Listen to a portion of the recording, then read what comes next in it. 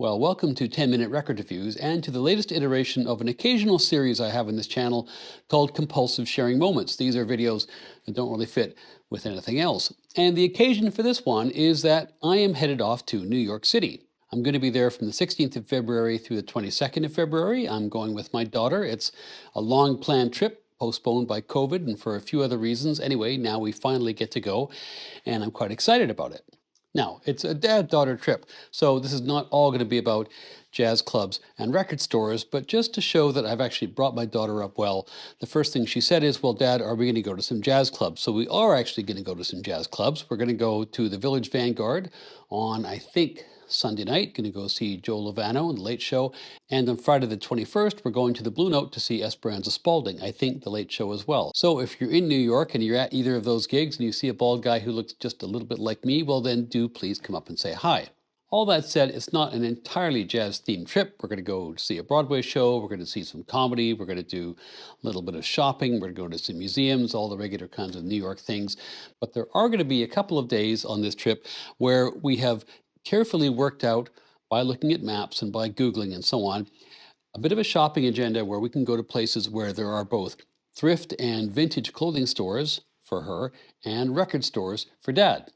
Now, I've been to New York City quite a few times before, and so I have a few places where I'm reasonably confident that if I were just ad hocing it and I had a spare afternoon, I could go and I could find some used jazz and I'd be quite happy. But I thought, why not be a little bit more systematic about it this time? Why not be a little bit more planful? So I talked to some friends who know what they're doing. I jotted down my notes from my past visitations to New York. I also did some creative Googling, and I've come up with a list of 11 record stores. Wait, did I say 11? No, it's actually 9. 9 stores. And I've divided them into 4 in Manhattan and 5 in Brooklyn. I intend to go to most of these. It may not work out that way, and some of them are clustered nicely together, others are a bit further afield, so it might not happen. But I'd also love to hear your feedback, first of all, on these record stores, and secondly, if there are record stores which I ought to have mentioned in this list, but did not, somehow overlooked, or so on, or third, if some of these are just crazy ideas and I shouldn't go there. Anyway, you get the idea. So here are my ideas about where I'm going to go, and in the next few days, if you have some comments, I would greatly appreciate that, and who knows, maybe I'll be able to take you up on some of those suggestions and go and visit some different places. Anyway, here are the stores I'm thinking about right now. The first of these is the Jazz Record Center in Chelsea. This is a famous place.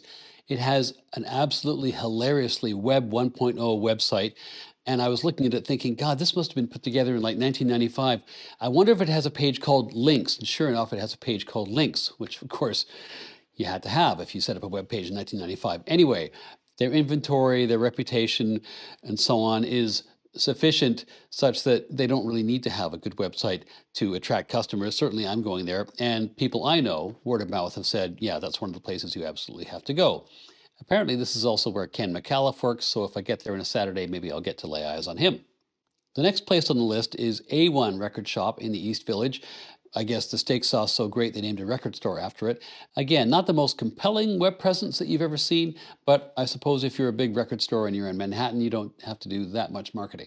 Still sticking with Manhattan, then there's Academy Records in the Flatiron District. Now, there are 2 academies. There's one in Manhattan and there's one in Brooklyn.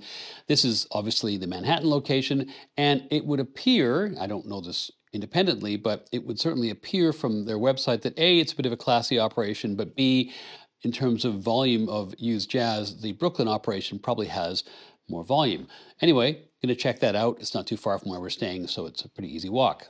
The last place I've identified in Manhattan is Stranded Records on East 5th. Now, what I didn't know before I did, again, some creative Googling was that this is actually the storefront operation of the reissue label Superior Viaduct, who have done some good work. So I'm kind of intrigued by that, and apparently they also have a bunch of other used stuff in stock as well, so I'll be checking that out.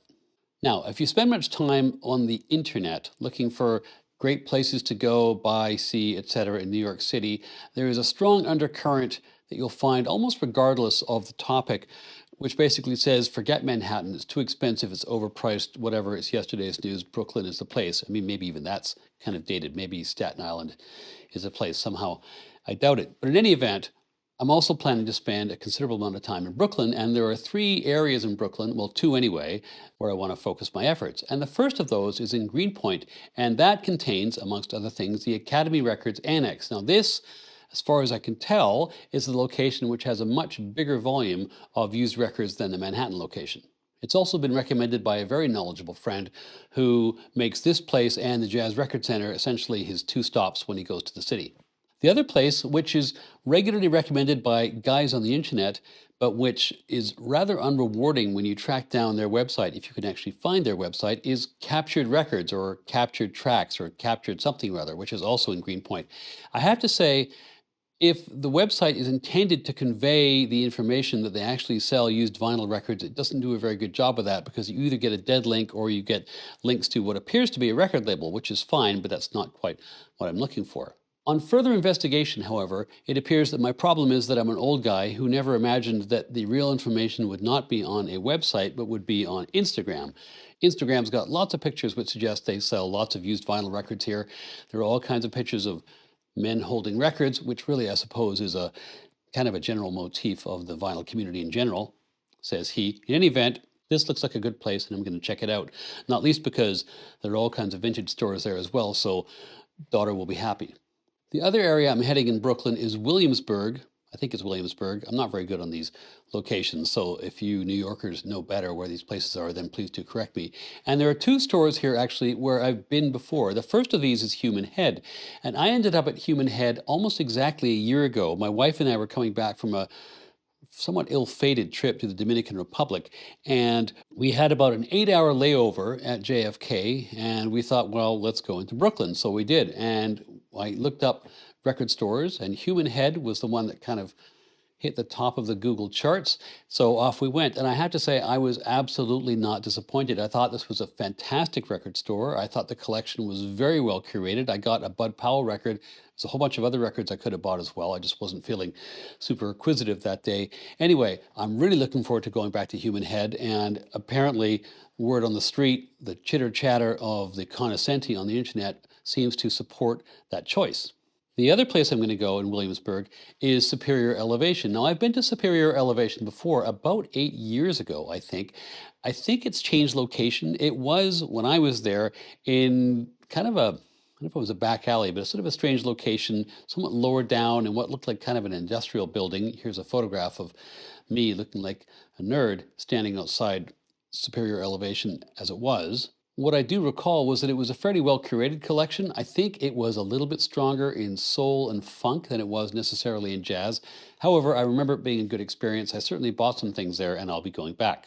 The final place I've identified, and I'm really not sure I'm going to get there because it's down in Flatbush, and there's not much else that we're thinking of going to, which is in the area. So I'm going to have to make a very specific choice to go there.